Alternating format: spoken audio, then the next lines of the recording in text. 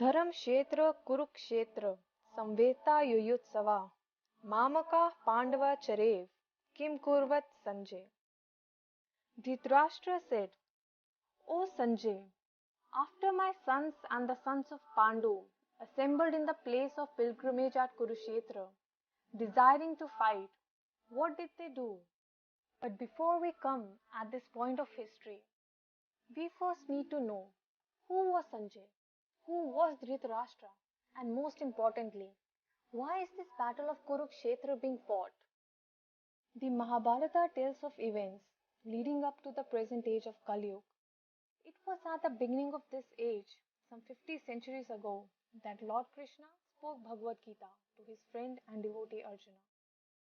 Their discourse, one of the greatest philosophical and religious dialogues known to man, took place just before the onset of war, a great fratricidal conflict between the 100 sons of Dhritarashtra and on the opposing side their cousin the Pandavas, or the sons of Pandu. Dhritarashtra and Pandu were brothers, born in the Kuru dynasty, descending from King Bharata, a former ruler of the earth, from whom the name Mahabharata derives. Because Dhritarashtra the elder brother was born blind, the throne that otherwise would have been his was passed down to the younger brother Pandu. When Pandu died at an early age, his 5 children, Yudhishthir, Bhim, Arjun, Nakul, and Sahadev, came under the care of Dhritarashtra, who in effect became for the time being the king. Thus the sons of Dhritarashtra and those of Pandu grew up in the same royal household. Both were trained in the military arts by the expert Drona and counseled by their grandfather Bhishma. Yet the sons of Dhritarashtra, especially the eldest, Duryodhan, hated and envied the Pandavas, and the blind and weak-minded Dhritarashtra wanted his own sons to inherit the kingdom. Thus Duryodhan, with Dhritarashtra's consent, plotted the strategy to kill the young sons of Pandu, and it was only by the careful protection of their uncle Vidur and their cousin Lord Krishna that the Pandavas escaped the many attempts against their lives. Lord Krishna was not an ordinary man, but the supreme Godhead himself, who had descended to earth and was playing the role of a prince in a contemporary dynasty. In this role, he was also the nephew of Pandu's wife Kunti. So both as a relative and as an eternal upholder of religion, Krishna favored the righteous sons of Pandu and protected them. However, the clever Duryodhan challenged the Pandavas to a gambling match.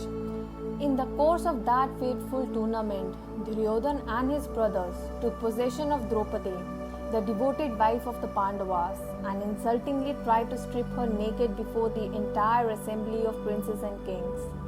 Krishna's divine intervention saved her, but the gambling, which was rigged, cheated the Pandavas of their kingdom and forced them into 13 years of exile. Upon returning from exile, the Pandavas rightfully requested their kingdom from Duryodhan, who bluntly refused to yield it. Duty bound as princes to serve in public administration, the 5 Pandavas reduced their request to a mere 5 villages. But Duryodhan arrogantly replied that he wouldn't spare them enough land into which to drive a pin. Throughout all this, the Pandavas have been consistently tolerant and forbearing, but now war seemed inevitable.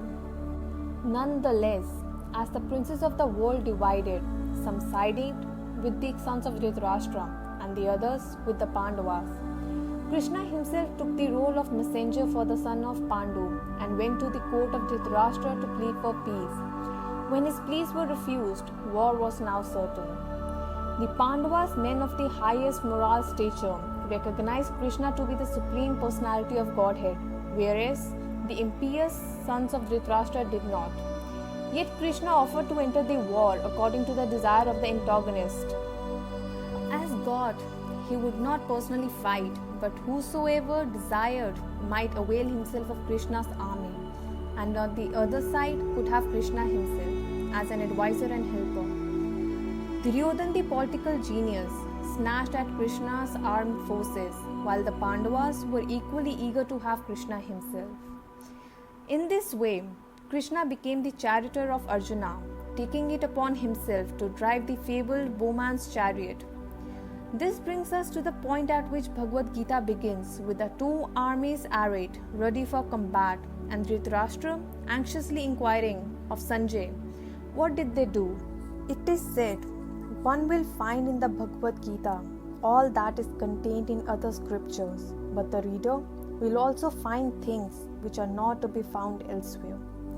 That is the specific standard of the Gita. It is the perfect aesthetic science because it is the directly spoken by the Supreme Personality of Godhead, Lord Krishna.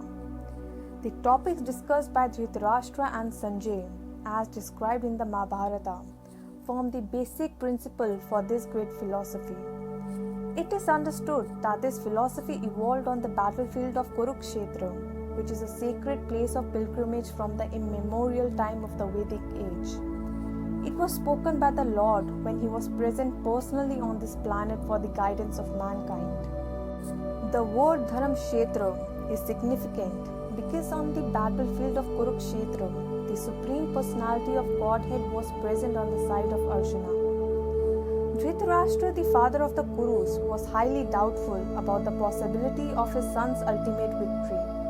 In his doubt, he inquired from his secretary Sanjay, what did they do?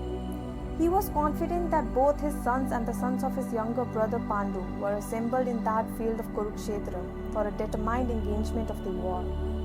Still, his inquiry is significant. He did not want a compromise between the cousins and brothers, and he wanted to be sure of the fate of his sons on the battlefield. Because the battle was arranged to be fought at Kurukshetra, which is mentioned elsewhere in the Vedas as a place of worship, even for the denizens of heaven, Dhritarashtra became very fearful about the influence of the holy place on the outcome of the battle. He knew very well that this would influence Arjun and the sons of Pandu favorably, because by nature they were all virtuous. Sanjay was a student of Vyasa, and therefore, by the mercy of Vyasa, Sanjay was able to envision the battlefield even while he was in the room of Dhritarashtra. Both the Pandavas and the sons of Dhritarashtra belong to the same family, but Dhritarashtra's mind is closed hearing. He deliberately claimed only his son as Kurus, and he separated the sons of Pandu from the family heritage. One can thus understand the specific position of Dhritarashtra in his relationship with his nephews. But as in the paddy field, the unnecessary plants are taken out. So it is expected from the very beginning of these topics that in this religious field of Kurukshetra, where the father of religion Shri Krishna was present, the unwanted plants like Dhritarashtra, son Duryodhana and others would be wiped out, and the thoroughly religious persons headed by Yudhishthira would be established by the